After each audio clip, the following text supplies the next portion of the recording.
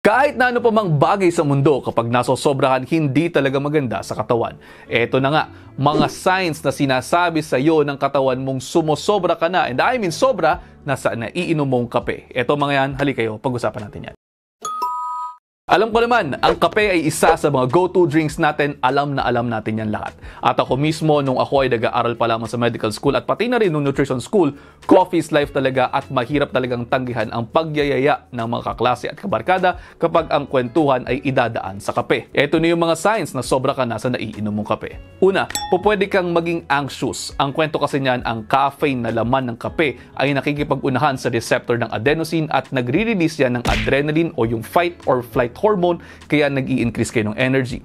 Pero at higher dosage, pwede yung epekto niyan ay para kang nininervyos at pwedeng magdulot yan ng pakiramdam ng pagiging anxious o mas kilala ninyo sa sinasabing nagkakaroon ng anxiety.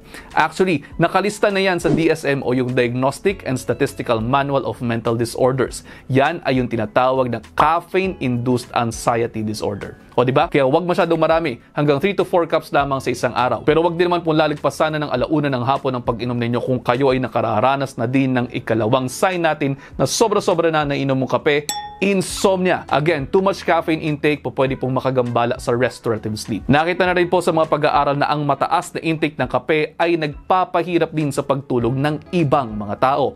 Hindi naman ito absolute pero may pag-aaral na ganyan, kaya worth noting ito. Bukod naman sa kape, meron din pong caffeine na matatagpo sa sodas, cocoa, energy drinks at iba pang mga medications. Pangatlo, digestive issues. Meron pong mga tao na kararanas ng laxative effect ng kape dahil sa pag-release ng hormone na gastrin na nagpapabilis ng activity ng colon. Bukod dyan, meron din pong ilang mga pag-aaral na maaari daw pong mayroong role ang pag-inom ng caffeinated beverages sa pagkakaroon ng GERD o yung gastroesophageal reflux disease at pati na rin sa paglala nito. Pang-apat, addiction. Oo, meron mga sinasabing ilang health benefits ang pag-inom ng kape pero pwede pa rin po talaga itong maging habit forming.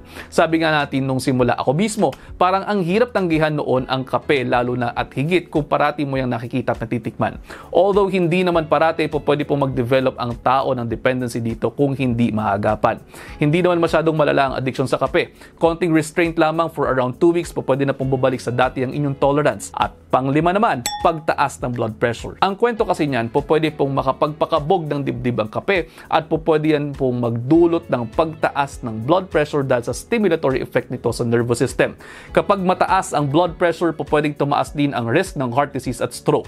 Meron pang ilang epekto ang sobrang pag-inom ng kape tulad ng madalas din na pag-ihi dahil meron itong diuretic effect. Pwede rin tumaas ang inyong heart rate, makaranas ng palpitations at ang simpleng pagkapagod.